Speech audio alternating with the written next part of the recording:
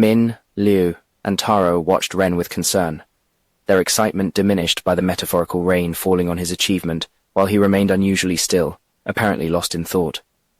"Hey," Min began, "it's not so bad. You just need to keep the Hydra secret for a while and—" He stopped when a big smile began forming on Ren's lips. "Lin," Ren murmured, his smile growing. Lin was so worried about the Hydra issue that she— His eyes suddenly lit up with a mischievous realization. "She forgot about my training!" He jumped from his bed with explosive energy.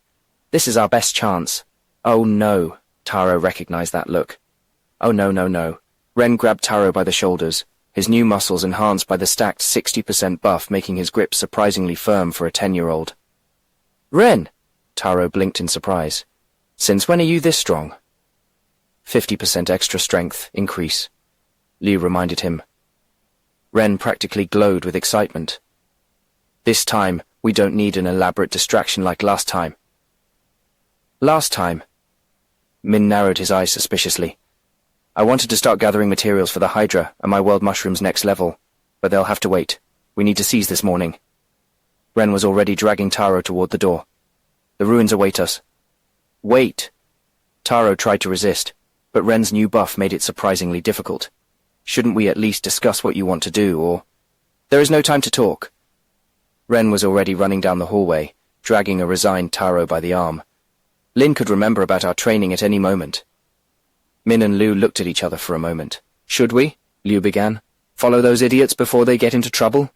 Min sighed while his snake coiled nervously. "Probably." In Yino territory, morning light barely illuminated the path when a figure crawled out of a mine. Its anthropomorphic silhouette was grotesque. Where arms should be, two enormous scorpion pincers moved erratically. The guard at the entrance noticed the movement and raised his lamp, tense and prepared to face a threat. The light revealed a disturbing sight. A man covered in dirt and dried blood, his uniform in tatters. The guard's initial tension dissipated upon recognizing the characteristic marks on the uniform of a Yino Abyssal soldier, though he'd never seen one in such poor condition. "Registration?" the guard asked automatically, following protocol despite the obviously abnormal situation. "I need to note the materials that—" The scorpion pincers vanished, revealing stumps where the man's arms should be.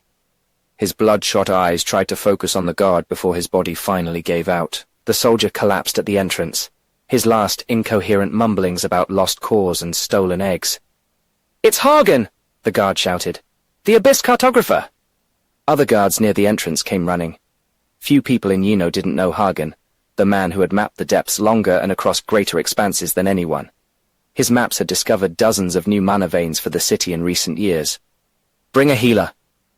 Another guard was already running toward the emergency post. "And notify the captain." Transport was complicated. They didn't want to cause more damage. When they finally reached the infirmary in the city center, the head healer was already waiting. "By all the—" The healer stopped upon seeing Hagen's condition. "What in hell happened here?" The damage was extensive. Not just the lost arms, but massive internal trauma suggesting he'd been crushed and beaten multiple times.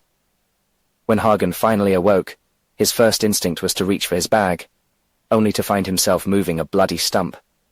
Right, he thought. He tried with the other arm, achieving the same pathetic result. "Damn it," he muttered, concentrating to manifest the hippogriff's claws. The transformation was painful, his beast as exhausted as he was. The claws weren't the best hands now. They were clumsy, designed for tearing, not fine manipulation, though they were better than the pincers. After 3 frustrated attempts to reach his bag, Hagen let out a curse that would have made a sailor blush. "Mr. Hagen," the healer rushed in, "I need to administer more treatment. The damage was too severe to heal in one session. My mana wasn't enough to heal everything in the first round." Hagen tried to wave his hand dismissively, but with his claw, only succeeded in knocking over a tray of instruments. He rolled his eyes, frustrated by his new clumsiness. He sighed heavily, concentrated, and moved his claw slowly. He felt his bag, confirming he still had what he needed. "About your arms," the healer began cautiously. "I'm afraid we have no way to—" "Don't worry about that," Hagen interrupted. "Soon it won't be a problem." A familiar laugh resonated from the door. Won't be a problem. What are you planning to do? Grow new arms? The East Zone supervisor entered, followed by the guard who had found Hagen. The smile on his face froze upon seeing the damage to his body. Hell, Hagen, you look terrible, he whistled.